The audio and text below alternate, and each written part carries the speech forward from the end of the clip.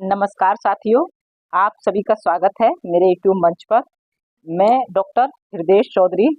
साथियों, जैसा कि आप सब जानते हैं कि आशा वर्कर पिछले कई सालों से अपने मानदेय बढ़ोतरी को लेकर अपनी आवाज़ को प्रमुखता से उठा रही हैं। यहाँ तक कि आशा कार्यकर्ताओं का समर्थन करते हुए बजट सत्र के दूसरे चरण में भी कई सांसदों ने इस बात को प्रमुखता से रखा कि आशा कार्यकर्ताओं का वेतन सरकार को बढ़ाना चाहिए। और उस समय यह बात भी निकल कर आई कि सांसदों का वेतन तो बढ़ा दिया गया, लेकिन आम लोगों की स्वास्थ्य और अन्य सेवाओं के लिए दिन रात काम करने वाले आशा कार्यकर्ताओं की वेतन बढ़ाने के बारे में किसी का ध्यान नहीं है।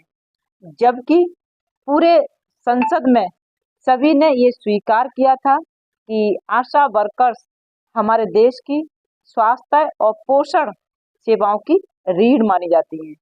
यह महिलाएं न केवल बच्चों और गर्भवती महिलाओं की देखभाल करती हैं, बल्कि ग्रामीण क्षेत्रों में स्वास्थ्य सेवाओं को सशक्त बनाने में भी अपनी महत्वपूर्ण भूमिका निभाती है। ठीक है साथियों, और इतनी बड़ी जिम्मेदारी निभाने के बाद भी आज आशा कार्यकर्ता, पूरे देश की आशा कार्यकर्ता अपने अपने जनपदों में अपने मानदेय को बढ़ाने के लिए कहीं ज्ञापन देती हैं तो कहीं धरना प्रदर्शन करती हैं, लेकिन उनकी सुनने वाला कोई नहीं है। उनके कार्यों की तारीफ हर कोई करता है साथियों, अच्छी बात है, लेकिन एक बार विचार करके देखिएगा, क्या प्रशंसा करने मात्र से ही उनके घर का खर्चा चल जाएगा? क्या उनकी पारिवारिक स्थिति अच्छी हो जाएगी? ये विचारणीय है साथियों।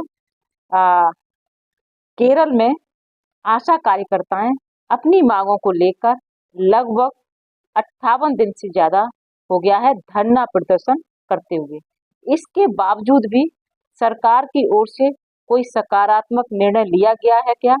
उनके मानदेय बढ़ोतरी बढ़ाया गया है क्या? इन्हीं विभिन्न पहलुओं पर आज की वीडियो में डिस्कस करेंगे। बहुत ही महत्वपूर्ण वीडियो होने जा रही है और वीडियो में अंत तक जुड़े रहिएगा। और आप किस जगह आशा कार्यकर्ता हैं, किस शहर में हैं, किस स्टेट से हैं, आप लिखिएगा आशा कार्यकर्ता और स्टेट का नाम, डिस्ट्रिक्ट का नाम। हम तक अपने जो दिक्कतें हैं या क्या परेशानियों का सामना करना पड़ रहा है वो मेंशन कीजिए। आपके जो कमेंट होते हैं वो हमारे लिए बेशकीमती होते हैं, उनको हम पढ़ते हैं और लगता है और अच्छी वीडियो आप लोगों के लिए बनाएं।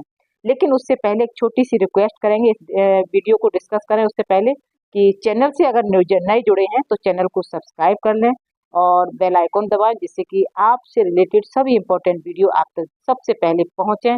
और वीडियो को शेयर कीजिएगा, लाइक कीजिएगा, शेयर कीजिएगा, जिससे अन्य साथी भी इस महत्वपूर्ण डिस्कशन को सुन सकें, उसको समझ सकें कि किस तरह से आशा कार्यकर्ताओं की वेतन वृद्धि की मांग पूरी हुई है या नहीं है, मानदेय बढ़ाया गया है सरकार की तरफ से, क्या निकल कर आया है, सारी चर्चा दूसरे लोग भी सुने।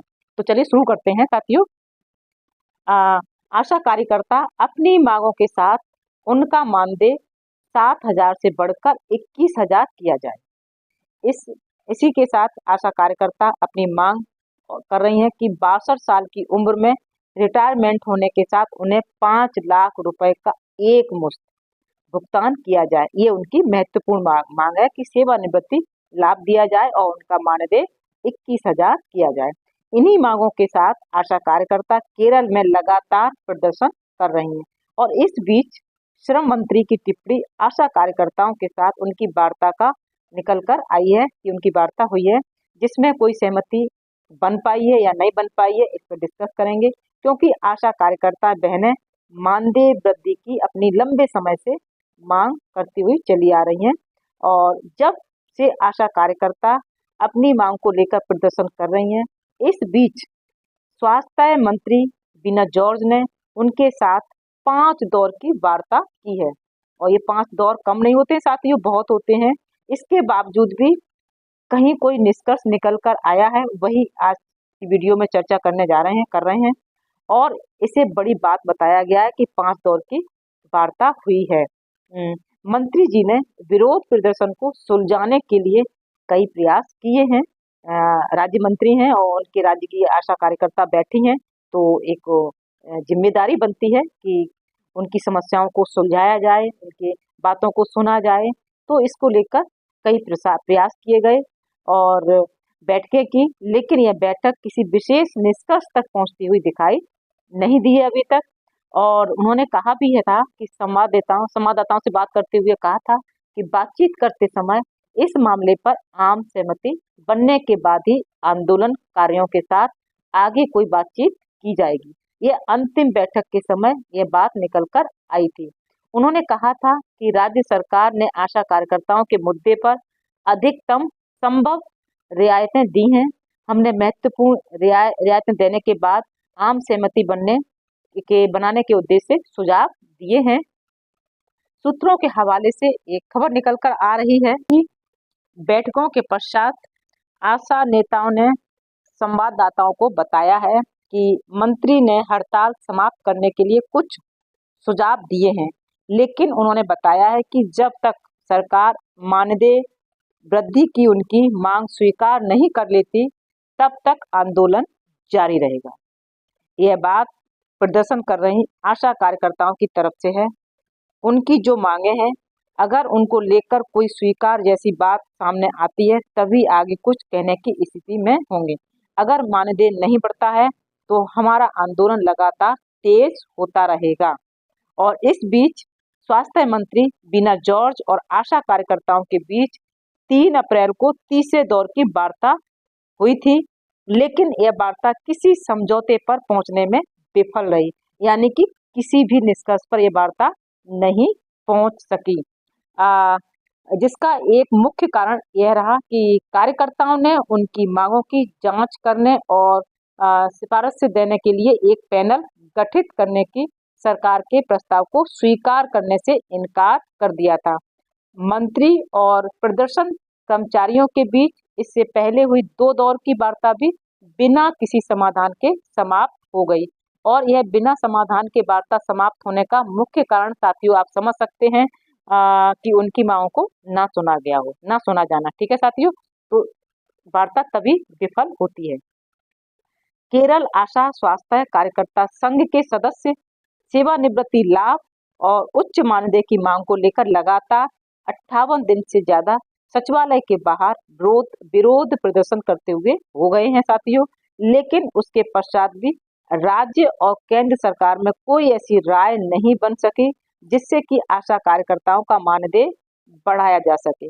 कई बैठकें हुई हैं, लेकिन उन पर कोई भी सकारात्मक निर्णय नहीं हो सका। इससे पूर्व में संसद में वेतन मानदेय बढ़ोतरी को लेकर आवाज उठाई गई और प्रश्नकाल के दौरान प्रश्नों का जवाब देते हुए केंद्रीय स्वास्थ्य मंत्री जेपी नड्डा जी ने भी आशा कार्यकर्ताओं के कार्यों की प्रशंसा की और वेतन बढ़ाने को लेकर उन्होंने कहा कि आगे इस पर बात हमारी जारी रहेगी। ये सारी बातें आशा कार्यकर्ताओं के मानदेय को लेकर एक माह के बीच देखने को मिली। लेकिन सबसे दुख पहुंचाने वाली बात यह है, सबसे ज्यादा कष्ट पहुंचाने वाली बात यह है कि देश की आशा कार्यकर्ता सरकार के द्वारा किए गए हर कार्य को पूरी शिद्दत के साथ, पूरी निष्ठा के साथ उस कार्य को करती हैं। उसके बावजूद भी आज वह अपने ही देश में प्रदर्शन कर रही हैं। बावजूद उनके मानदेय बढ़ोतरी को लेकर किसी के अंदर कोई फिक्र नजर नहीं आ रही है।